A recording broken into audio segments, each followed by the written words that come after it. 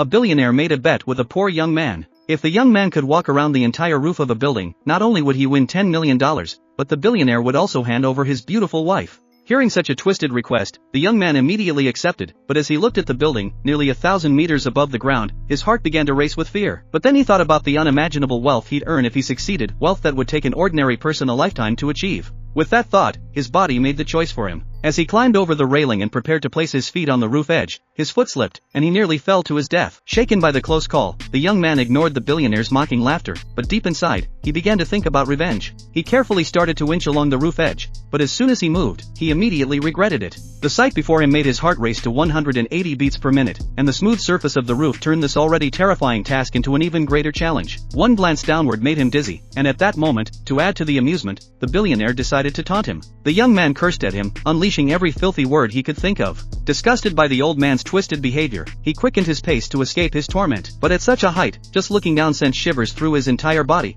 and he forced himself to keep his gaze level. As he rounded a corner, sweat pouring down his face, he hesitated before sticking his head out only to be blown back by a fierce gust of wind. Regret now had no place, as he risked falling to his death. With the wind howling at 50 miles per hour, he braced himself and pushed forward, trying to control his panic. He dared not slacken his pace. Each step had to be secure, each breath steady, as he carefully inched forward along the roof.